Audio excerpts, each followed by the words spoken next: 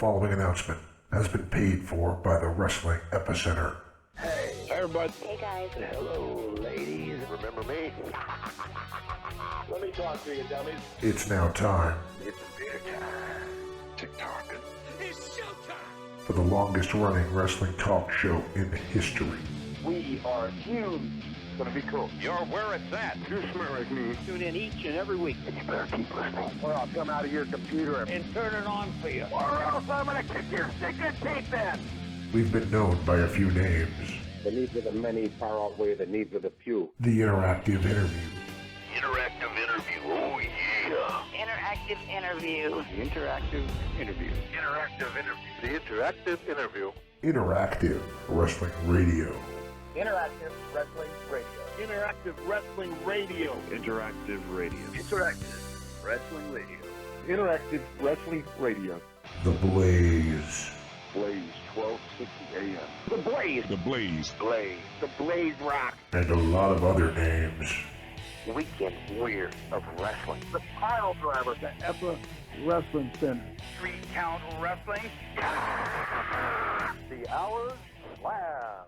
But it's all one show. The Wrestling Epicenter.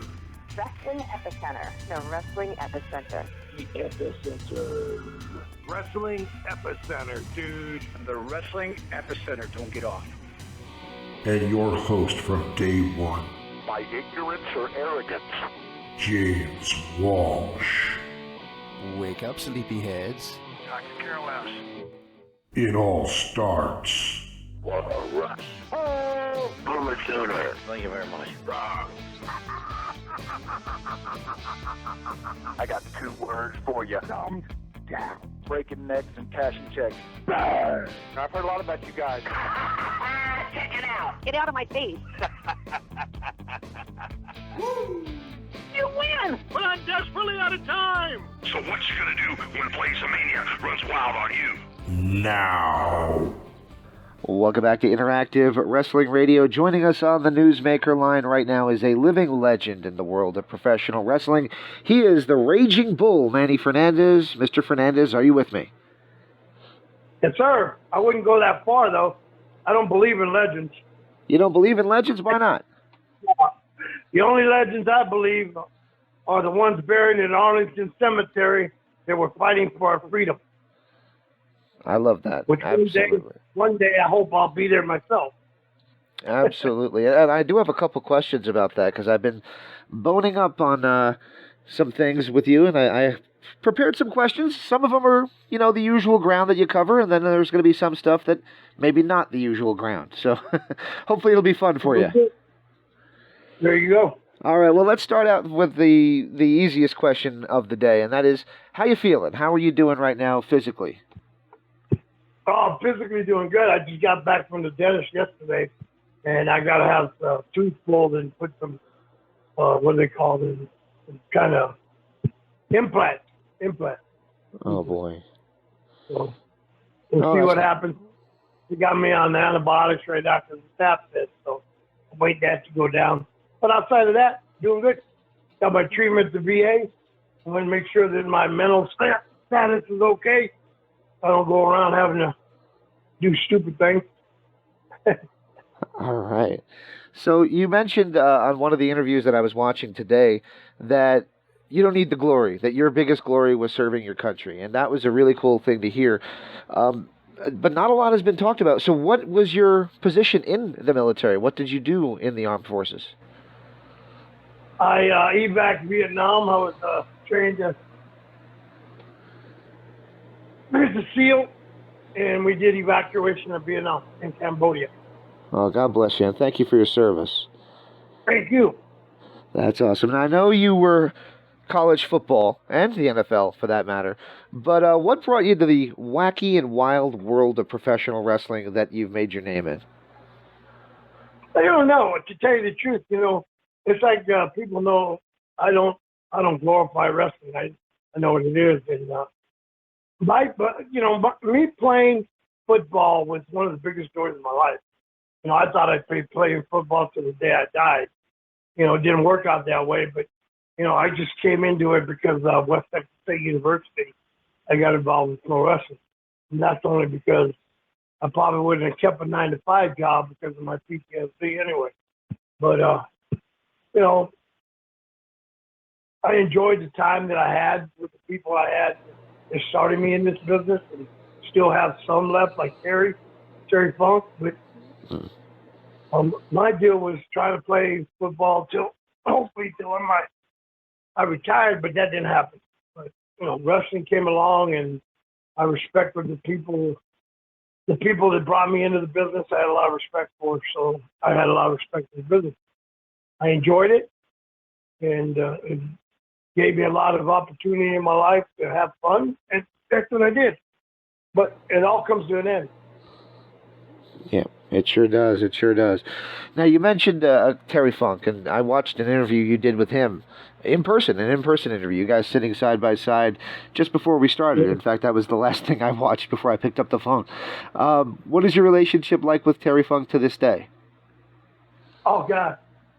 You know, I met him in 1977, and we became very close from that day to the day. And, you know, he's like the mentor I've always wanted in my life. He taught me to believe in myself in the business, and he put himself out there to make me. He's only, I'll tell you, put it this way.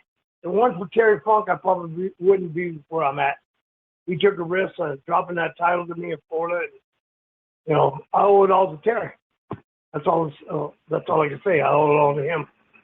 Every glory and everything that I earned and stepped into along the way, all because of Terry. Absolutely. I love it. When I interviewed Terry a few times, he used to refer to me as Arizona James. And I don't know why, but I love that. That's just so awesome hearing him say that. All right. So you mentioned Terry Funk. You mentioned a few other names in your going over pro wrestling, and they're all tough guys. And I wanted to talk to you about where wrestling is now a little bit, because it feels like we've steered a little bit away from tough guys, and now we're getting more of the smaller guys, maybe guys that are a little, to use the Undertaker's word, soft. What do you think of that? Do you think wrestling has turned soft? You mean the gymnast? We went from pro wrestling to gymnasts. You're a gymnast and should be wearing tutus and competing for the Olympics. Yeah. I grew up in very tough, brought into this business very tough. Blackjack Mulligan, Dickie Murdoch, Cherry and Dory Funk, Dennis Stamp, Larry Lane, even One Punch Alex Perez. You know, those are the people I started the business. I paid my dues with. They didn't play. They were wrestlers, and they wanted you to learn the proper way and the proper respect. We didn't go out there and play gymnasts and do a bunch of little tutu stuff. Put tutu on, man. You know, yeah, it's very soft. Because anybody nowadays that weighs 110 pounds thinks they're a wrestler, and you know, that's horrible. You know, I always pictured when I came into business was playing football West Texas State, and the guys who were in town wrestling. I think I got at the bar, and there was brothers. I would always notice that not one bad cowboy or one bad dude would ever come and mess with these people, would ever have the courage to walk up to them and say something stupid. Nowadays, oh, God, I can imagine what these clowns do. Absolutely, I agree. And, you know, you mentioned gymnasts and all that, and my immediate thought was AEW, because AEW, their show is almost full of guys that do, you know, cartwheels and flips and all that other kind of stuff. What do you think of their brand of wrestling and what it is? You know, I'm going to tell you the truth. I don't watch wrestling. I don't watch wrestling at all. I've seen enough, you know. Even when I take my kids to try out, the WWE tryouts, when they're in town, when John Cone lets my guys come in and try out for Vince, I don't watch the matches, even though I get a lot of respect because of my guys in there. JBL came for me, and R-Truth was there, came for me, and all that. Booker T was still there with them, and I don't want. I mean, I've had people come up to me and say, "Will you watch my match?" You know, great guys, great talent, guys like the Ohio, what do they call them, the players of Tyson, whatever, the football player from Florida, that big guy, and I just tell him very respectfully, I don't really watch people's matches because they got a big mouth. and I tell you exactly what I feel. And I don't want to, get everybody pissed off or think that they're going to, get me to say something they want to hear, because I'm not. I'm going to tell you the truth. So I'd rather not watch them at all. But I don't watch that stuff. I just know what they got, and they, you see them around, and you see clips on Facebook of them, and I'm just laughing. I mean, you see 150-pound guys beating up a guy that's 300 pounds. It's just not logical to me. So I don't think much of their product at all. I don't think much of any wrestling product anymore. It's more about entertainment than it is wrestling. So, I'm not an entertainer. I went out there and fought hard. Absolutely. I mean, do you think that you're you just said you have a big mouth. That's your words, not mine. But do you think that's been a blessing or a curse for you in your career? In both. It could go both ways. I speak my mind. I always spoke my mind because, I started this business by 3 words Dick Murdoch taught me. You're going to go a long way, kid. Just shut up and listen. So I stuck to that theory right there, shut up and listen. I remember that in the earliest part of my career that got me over, and the people that I worked with that got me over, and they always respected that I just listened, didn't say anything back, followed directions, did everything I was told, everything like that, until I got a little, mileage under my belt, and then I started speaking up a little bit. But I had earned that because I had done that, shut up and listen. Very cool, very cool. That's the best thing to do, is shut up and listen and respect the people that came before you. Absolutely. Right. All right. So Dusty Rhodes is somebody that you actually made headlines fairly recently by talking about. You were critical of his booking. You said that sometimes his booking was a little uneven. All in all, though, when you think back at Dusty Rhodes, what is your impressions of the American Dream? Oh, no. People get that wrong. I'll tell the truth about it. But no, I love Dusty. And Dusty loved me. And, well, there was times that he hated me. When I opened my big mouth. I would always get myself in trouble because I would tell Jim Crockett what I really thought about it. I thought it was a bunch of crap. But, no, I have total respect for Dusty. It's just, Dusty was about Dusty. Dusty would book himself, get over, book the people that followed him, brown-nosed him, and keep them strong. I'm not that kind of person. I don't need that. I don't kiss up to anybody. I don't bow down to anybody. I damn sure ain't going to brown-nose anybody. So, I did my thing, and he respected my talent, and, I could draw people. I could put asses in the seat. So I got away with a lot of stuff that a lot of people wouldn't have got away with. It would have been gone. I cussed out Jim Crockett a few times. That's who I am. So I never worried about that. I wasn't worried about where I was going to go from there because I knew I'd go down to another territory and find another spot. I had to worry about that. Very cool, very cool. And one of your biggest runs was with a tag team with Ravishing Rick Rude, or who we later knew as Ravishing Rick Rude. And, man, that was some great stuff. The matches you guys had were out of this world. What was it like teaming with Rick Rude? Oh, God, it was a godsend. Rick Rude was great talent. Rick Rude reminded me a lot of the younger days when I shut up and listen.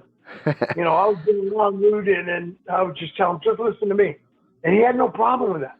I would tell him things to do, don't do this, don't do that, be careful, you're clotheslining too hard and you might break his neck. He would listen, and that's how that team got into good chemistry. Then we finally gelled together and became really good tag team.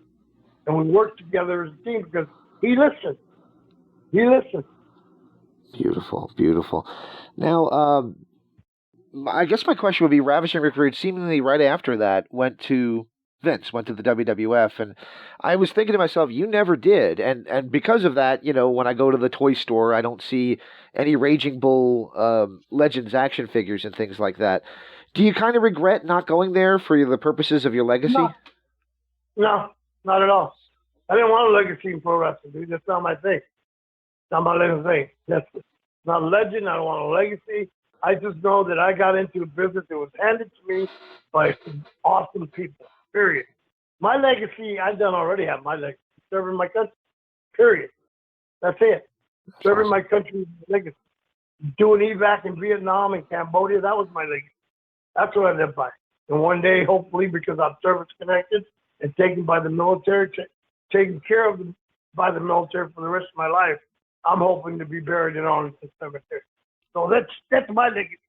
I'm not into all that garbage crap. You know, I played ball. I was All-American junior college. Great football player at West Texas State. Won a conference championship there. I mean, you know, you go on and on. That's my legacy. I was known. In fact, going back to Dusty Rhodes knew I was a three-sport star in high school and college, right? Mm-hmm. And one day we were doing a show in Norfolk, Virginia, and Dusty was out there watching my match against some young kids that I was training, back Tuesday. I went out there, and a guy named some guy come up to him. Phil Brown came up to Dusty and goes, "Damn, that Manny Fernandez is a hell of a worker." Dusty turned to him and angrily said, "That's not a worker. That's a hell of an athlete." Phil Brown later on at the bar, we went to the bar. He said, "Man, I thought I got Dusty mad at me." When I said, and I asked him why, "What'd you do?" And he told me the story. I started laughing. I just started laughing because, you know, I was blessed. I could play three sports in high school and college and all that good stuff. Football, wrestling, baseball. You know, that's the way I grew up, and Awesome. that's the legacy I think about. What I left back in high school, Hall of Fame in high school, Hall of Fame junior college, All-American there. I mean, that's my legacy. Plus, over my kids. I don't care for legacy in pro wrestling. I don't. I love pro wrestling for what it did for me, and I respect it, and I would fight for it to the day I die. But I don't care for the legacy of it. No, it's not me. That's beautiful. I appreciate that. Well, let's talk a little bit about a topic you've discussed a lot, but I'm just trying to kind of put a fine point on it. Doing my research into it, of course, every interview you do, every time Kiss performs, they're going to play Rock and Roll All Night, and every interview you do, people are going to ask you about Invader 3 and what happened in Puerto Rico. And when I was a kid and a tape trader, I got a hold of that tape, and to me, that looked pretty gosh darn real to me. Of course, there's the internet people who say, "Oh no, it was pig blood and vodka," and I'm thinking that doesn't seem to pass for me. So, what was that all about, and was that in response to Bruiser Brody? I'm going to tell you this. If you don't know by now that people are so stupid that they think we didn't go to the moon, and they think there's a rainbow with tons of gold at the end of it. Those are the kind of people who leave today, especially today. Never seen so many stupid people in my life. People believe anything. QAnon people, there's idiot people that believe that somebody didn't win an election, all that. There's so many stupid people in the world. How are you going to satisfy stupid? Stupid's going to be stupid. It's like old Forrest Gump said, "Stupid is what stupid does." I dare somebody who says that to you to go drink a gallon of pig blood and then chase it with two fifths of vodka. How long do you think that person's really going to sit there? I'll tell you this much: I had vodka a couple weeks ago, and it didn't last more than a half hour before I was in the toilet. So, hang on, Geronimo, hang on a second, please. Hang on a second, Jim. Sure. No, I got somebody at my door. Hang on a second, buddy. No problem. No problem. Oh my God, I got FedEx at my door. Oh. Oh Lord, hang on, buddy. I gotta get to FedEx. They got my walker for my dog, my service dog. Awesome. My little service dog. Did I hear you call him Geronimo? All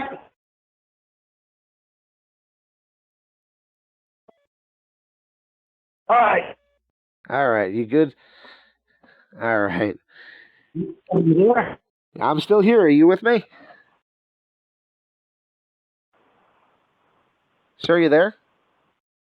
Yeah, I'm here. Okay, cool. You there? Cool. I'm here. You ready to go? Okay, dude. We got you back? I got you back. Yes, sir. Yes, sir. You're All right. dropping off the tickets for my service dog. Thank you, sir. You ready? Yes, sir. Just put it right there. Thank you. You too. Yeah, no, my dog just got his minding his walker. So we can go for long walks now. Awesome, awesome. What kind of dog is it? I know it's a service dog. Miniature Schnauzer Pit Bull. Awesome, awesome. All right, you ready to continue? Yes, sir. I'm ready to continue. Go ahead, kick that package. All right. So partially what got this interview to happen was we have a mutual friend, or we had a mutual friend who we lost a few years ago. That was the great Manny Villalobos, who was just the sweetest guy that you'll ever want to meet. Genuinely good human being. We'll talk a little bit about Global, but before we do, what's your thoughts on the great Manny Villalobos? Oh, my God. What a godsend this kid was. Hard worker. Unbelievable. Working for his size. I mean, you know, I've lost many great people. You know, Murdoch and all them that I've lost growing up in the Stamp, Larry Lane, Alex Perez, all the people that brought me in. And Manny was the kid I met when I was with Joe Blanchard, Southwest Championship Wrestling. Little guy, and worked his butt off trying to be convincing to with everything he did. But I think the greatest time I had with Manny was when I was booking Global Wrestling Federation, and I had so much talent there. JBL, Booker T, Stevie Ray, you know, and there's great guys, Black Bart, you know, Johnny Mantell, all the kids that were just great talent. Rod Price. I mean, I had all these guys, and they were huge. And Rod Price, linebacker for the Raiders. They were huge, you know, big guys. And, you know, Booker T. Stevie Ray is big, so is JBL. So I had them all lined up with all these guys that were big in their size and everything. And they asked me, what are you going to do with Manny Villalobos? He's so little. What are you going to do with him? I said, I'm going to get him over. I'm going to show you what I'm going to do with him. I'm going to get this young kid over. And I went out there and had a run with him where I just enjoyed it. I mean, I had him tearing me up. I beat up I had him one angle where we donated a car to him, and he was getting the car. Yeah, and I took the damn axe to the car. I overdid it. The company that gives the car, you were mad because I was having too much fun. I had the greatest run with Manny, the most respect I've ever had for a wrestler.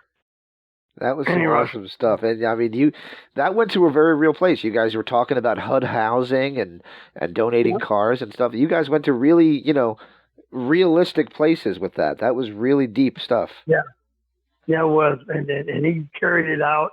He was so good at what he did. And I made people believe that the little guy could kick my butt. And that was, it's sad.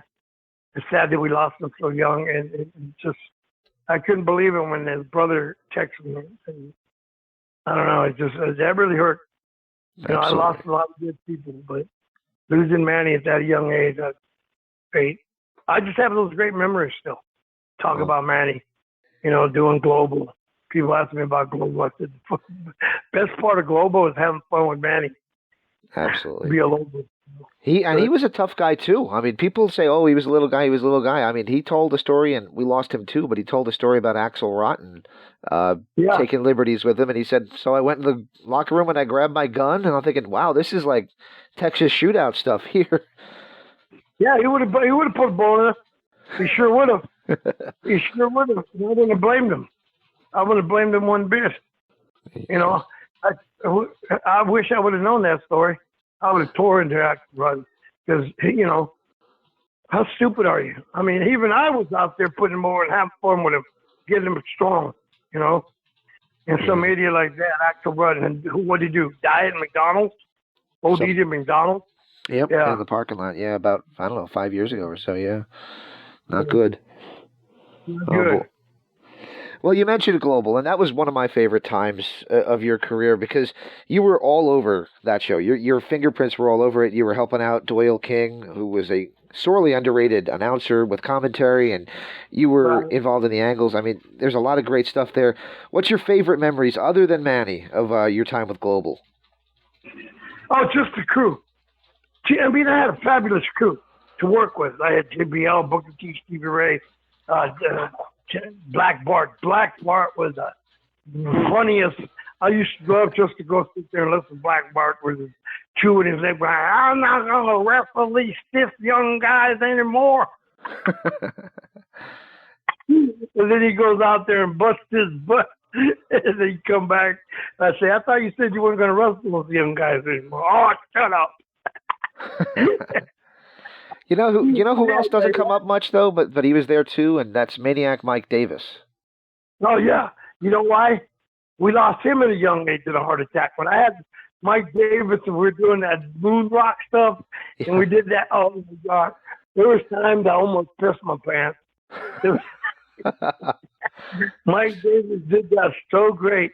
You know, that's another kid that we love. And I spent a lot of time with Mike Davis and Denny Brown in Florida and Mid-Atlantic, and we were always close. We were very close, especially with Mike.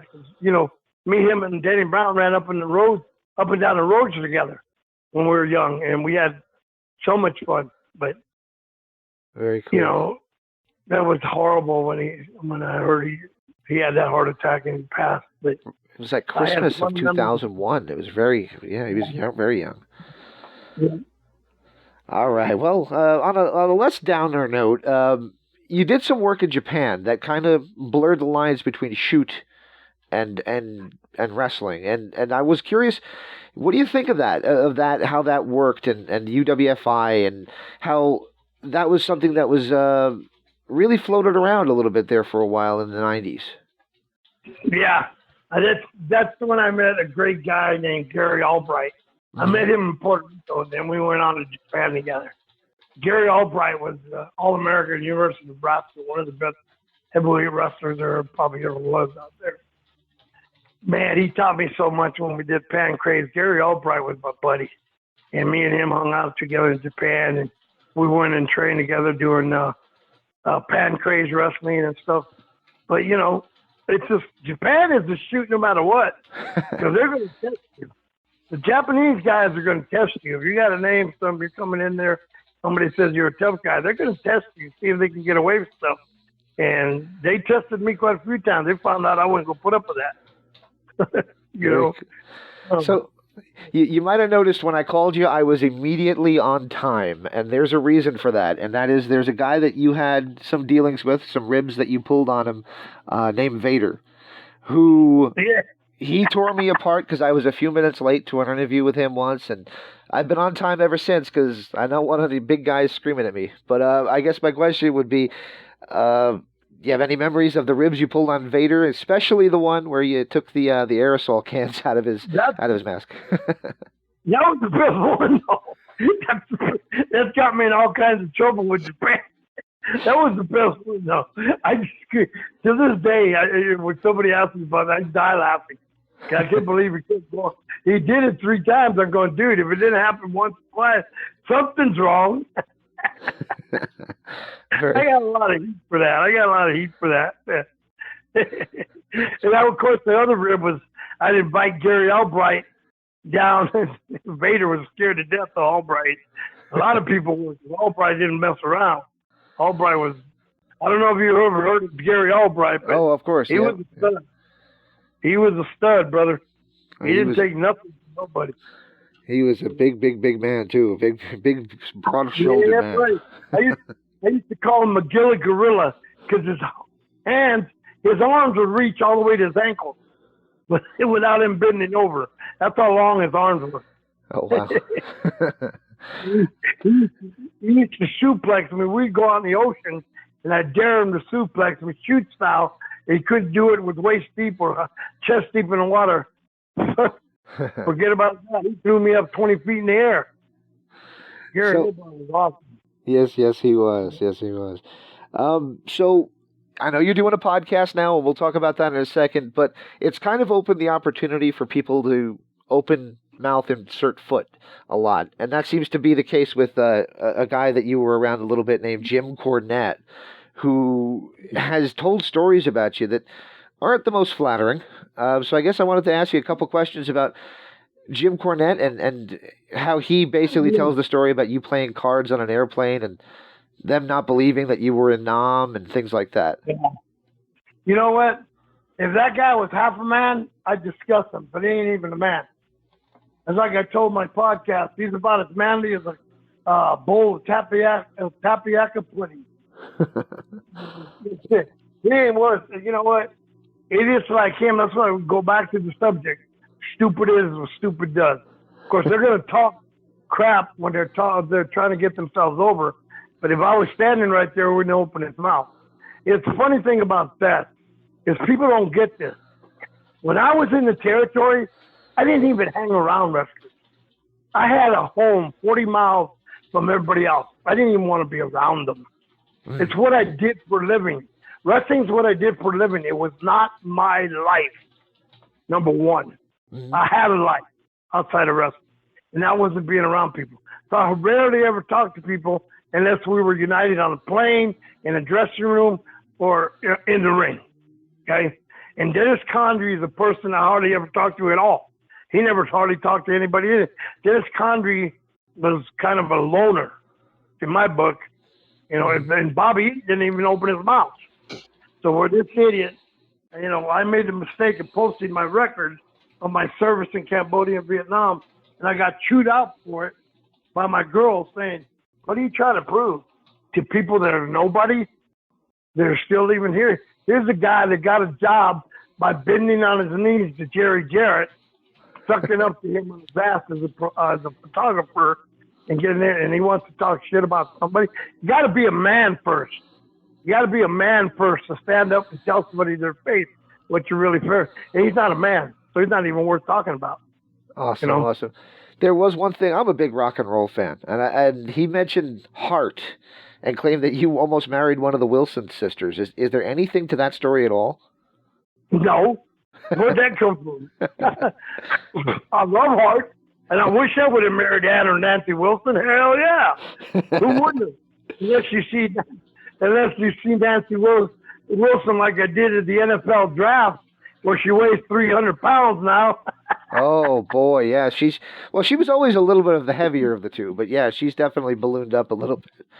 No, she ballooned up. There ain't a little bit to it. She ballooned up. Even her legs that used to be so nice, big and puffy. Very cool. Yeah. So Didn't you think any smart man back when they were hot and young wouldn't want to marry one of them? Hell, yeah. Very cool. I don't know what creature Jim Cornette married, but I wouldn't want to have their offspring. That's for sure. Awesome.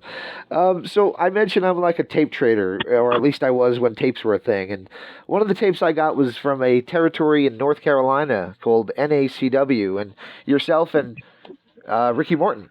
You know, you got back together again after 15 years apart, and we're working together there. I mean, was that your attempt to give back to wrestling? Because you were working with some of those young guys, trying to give them advice. It looked like. Yeah. I mean, I don't think me and Ricky have been apart that long. No, we've been, not 15 years. We were always in contact. Since 1980, we've been together in one way or another. Since 1980, we've always been in contact. I don't think I've lost contact with him for that long. I mean, not that I remember, at least. Do you still like getting in the ring at all? Yeah. If I don't have to, no. If somebody asks me to go and work with one of the young kids that's the top kid in their promotion, and I rarely do it because I don't trust very many people anyway anymore, but if it's a promotion that I know and worked with before, and I know the promoter, then I'll go in there and work with his top star and get him over. I have no problem with that. But, few and far between. I pick and choose. I have that luxury. Beautiful. Beautiful. And I always wanted to ask you this because I noticed that Scott Steiner, and maybe there's nothing here, but as a fan looking, it felt like Scott Steiner used to channel some of your promos with the way he used to talk when he was the big bad booty daddy. He kind of borrowed the gravel from your voice and borrowed your cadence and things like that. Did anybody ever say that there was some comparisons there to you before? No, not at all. I think Scott Steiner's a hell of talent, and he did his own thing, and him and his brother did a good thing. They had their own style. I mean, Everybody takes from everybody in this business. Nobody goes without stealing something from somebody. I got a lot of my promo stuff and everything, watching Dusty and watching Dick Murdoch and Terry Funk, some of the greatest ever to talk on the mic.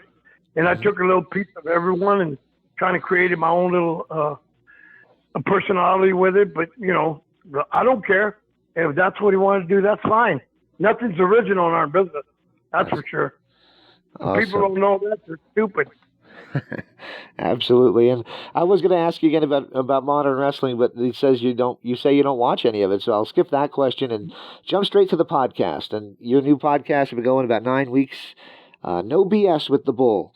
I guess my question would be, where can people find it and what kind of subject matter are you going to go over? Well, basically some of the stuff that we're talking together with. But you can find it on Vogue Nation, BOCNation.com. Go to Vogue Nations on there, and Bruce, the voice of choice, Bruce Ritt, and he has a bunch of good people on the podcast. Now that's just me, and it's him and Bill Apter and Ken Resnick that do the history with wrestling, and they got the Stro, and they got the Briscoe kid, Wes Briscoe, and Shelly Martinez. I mean, they do a bunch of good stuff, but it's basically, you know, we talk the truth, you know, tell the truth. I don't have to lie about anything. I tell you right now, I'm the biggest piece of shit in the world, and I don't care. And I don't care. You know, if people want to challenge me on it, well, they got every right to come, but do it face to face. Don't be a coward and talk crap, and then behind closed doors, and then when I come around, you run like a little chicken with his head cut off. You know, because I might be 66 years old, but that doesn't keep me from doing what I didn't know what to do all my life. Very cool. Now, did you ever finish your book? Because I thought I had read at one point that you were working on an autobiography. I was, and I got like 5 chapters, but I don't know if I wanted to write a book. So I don't know. I kind of lost interest in it, you know, because everybody else was writing a book, and basically, you know, I guess they need to be glorified. So I looked at it that way. When I started, I finished 5 chapters. Got the 5 chapters. I said, well, this is kind of glorifying what I did, and I don't want to do that. So that's when I stopped. I don't know if I'll ever complete it. I'd tell you the truth. Not that interested in it.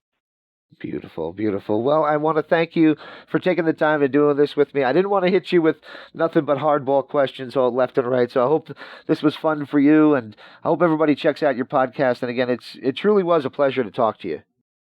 Hey, thank you so much, man. You take care. All right, you take care. Thank you, sir, and I'll let you know when I post this, okay? Thank you, sir. Bye-bye. You take care. Bye-bye. The preceding announcement was paid for by the Wrestling Epicenter. On to listen, and if you like what you heard, I'm glad. If you didn't like what you heard, well, go fuck yourself. Most people done hung up on me. We had a lovely conversation. What a show. Oh, mercy, Daddy. On the radio dial. Don't hang up. Bye-bye.